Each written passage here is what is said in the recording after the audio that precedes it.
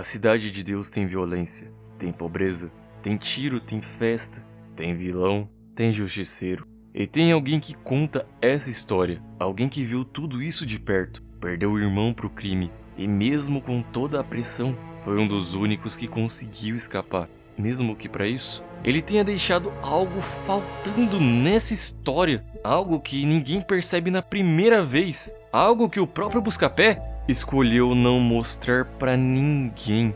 Já que logo que o filme começa, ele junto do seu amigo Barbantinho estão andando pela favela, enquanto conversa sobre uma foto. Uma foto que poderia mudar a vida do Buscapé, mas que, ao mesmo tempo, poderia colocar a vida dele em sério risco. Ó, tu tá arriscando tua vida à toa por causa de foto, hein? Sai dessa. Pô, cara, tu acha realmente que eu gosto de ficar cara a cara com aquele bandido filho da puta? Até porque não era de qualquer bandido que ele estava falando. Era alguém perturbado, que dava a risada do caos, e que mesmo você tentando evitar, quando menos esperasse, ele podia aparecer na sua frente, com um exército armado te mandando segurar uma galinha. E o pior é que, nessa hora, não tem pra onde correr, porque onde ele passa, há guerra. E para alguém como o Buscapé, não era a primeira vez que ele se via diante do fogo cruzado. Ainda na infância, ele não demorou muito para perceber que naquele lugar, uma partida de futebol podia ser uma forma de despistar a polícia, ou até ser interrompida quando a bola levava um tiro. E se tinha crianças que se divertiam com tudo aquilo, vendo como algo normal, existiam aquelas como ele, que só queriam ser crianças. Porque enquanto Bené, irmão do Cabeleira, decidia seguir o trio aonde quer que fossem, Buscapé demonstrava medo e preferia se manter o mais longe possível de qualquer problema, mesmo que também tivesse um irmão como um dos integrantes, já que apesar de ver um marreco com bastante dinheiro, mesmo sendo tão novo, ele sabia muito bem o fim que aquela vida poderia levar. Por isso, quando seu amigo Barbantinho pergunta a ele o que ele quer ser quando crescer, ele até diz que não quer ser peixeiro igual ao pai, mas também fala isso. O que você vai querer ser quando você crescer? Ah, não sei não. Mas eu não quero ser nem bandido nem policial. Ué, por quê? Ah, porque eu tenho medo de tomar tiro. Buscapé não é bobo. Ele queria ter uma vida melhor, mas assim como os outros, ele não via tantas possibilidades, até porque mal existia estudo, incentivo, e para sobreviver, você precisava trabalhar em serviços exaustivos só para conseguir colocar um prato de comida na mesa. E quem não se conformava com isso, via no crime uma chance de ascensão rápida, embora a queda viesse na mesma proporção. Uma queda que, mesmo sem fazer parte, também o afetava. Se eu pegar você de novo, com merda de dinheiro dos outros, eu vou te arrebentar inteiro. E você também, seu moleque.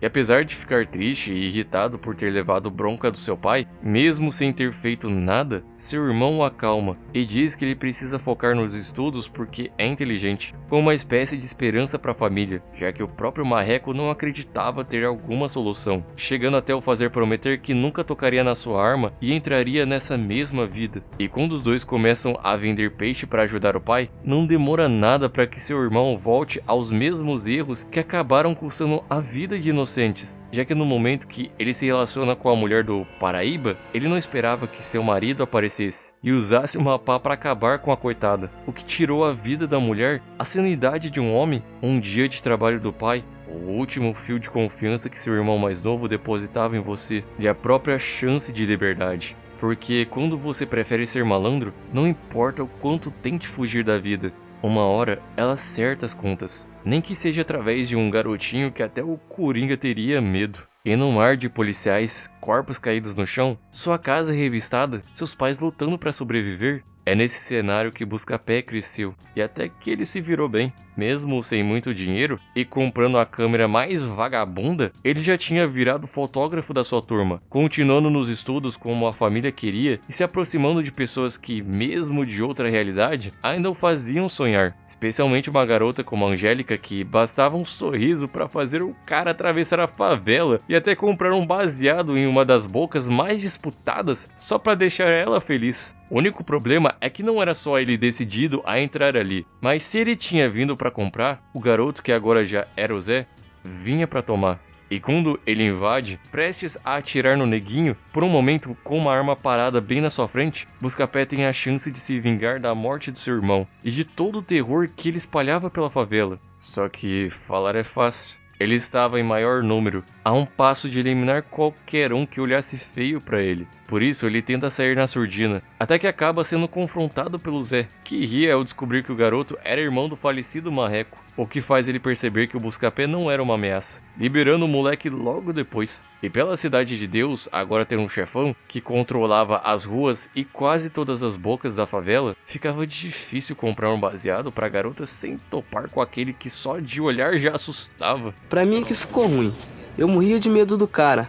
E pra onde eu ia, lá tava o Zé Pequeno. Cara chato.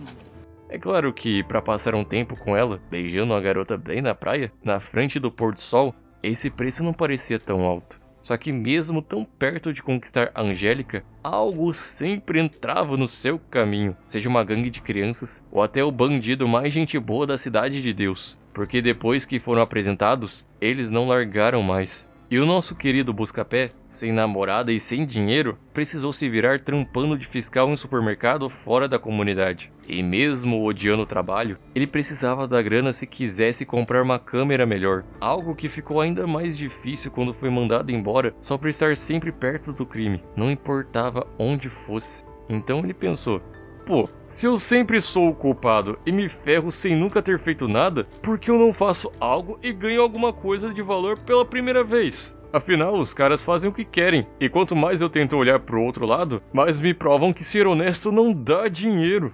Então ele pega a arma do seu irmão, que jurou que nunca tocaria, e chama um parceiro de crime barra pesada pra o ajudar. No caso, o Barbantinho. E juntos eles começaram as maiores tentativas de assalto possíveis. Um ônibus, que não deu certo porque o cobrador era gente boa, uma padaria que não rolou porque a mulher do caixa tava dando mole, e até um Fusca que também não foi pra frente porque o motorista deixou eles fumar. Porque por mais que tentasse, mesmo com todas as dificuldades, Buscapé lá no fundo sabia que seu futuro não era portando uma arma, e sim uma câmera. Por isso, quando no meio do baile ele vê o Bené o chamando e entregando uma câmera muito melhor do que a que tinha, ele abre um baita sorriso, porque com ela era sua chance, seu passaporte para sair daquele lugar. Ainda mais que ele sabia o quanto precisava aproveitar cada segundo daquela oportunidade, em um lugar onde muitas vezes aquele tão perto de realizar podia ser o mesmo a ver tudo desabar. Sua câmera era um começo, e também foi um fim.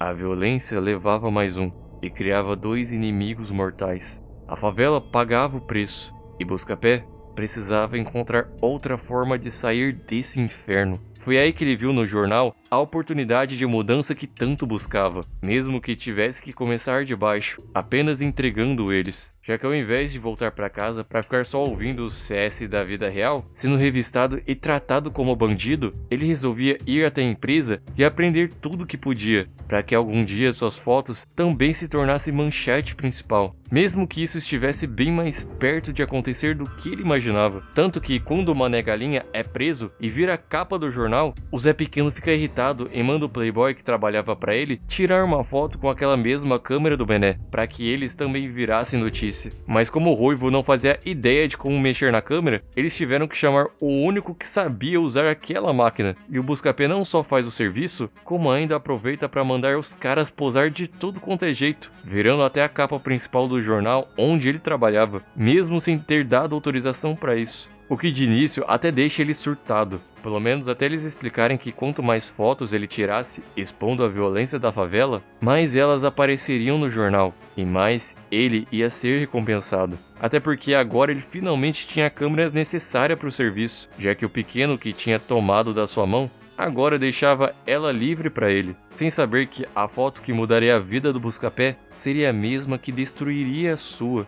E quando ele volta na favela e dá de cara com o Zé, os policiais e a galinha, num lugar com tanta arma, mesmo quando a polícia recua, sempre vão entrar outros dispostos a atirar. E com tanta gente morrendo, com sangue pra todo lado, com o medo e o caos tomando cada rua, isso vira um prato cheio para os jornais lucrarem em cima de toda essa tragédia. Isso vira notícia, estampa cada lugar, as pessoas ficam indignadas e no dia seguinte, tudo continua como está. Porque as pessoas só ouvem até onde querem escutar. E policiais corruptos envolvidos com traficantes podiam até fazer um grande barulho, mas Buscapé sabe que se divulgasse, pro resto da vida, teria que conviver com o silêncio. Sua carreira acabaria e talvez nunca pudesse sair da favela. Se tornaria esquecido, como irmão e como toda essa gente que morreu em vão. E se a história que ele precisasse contar fosse só das mortes entre duas gangues, chuvas e rio de sangue,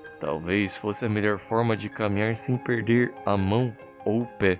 Porque para quem vive desse lugar, não dá para viver apenas de fé, mas dá para sobreviver com uma única coisa: a foto do Zé.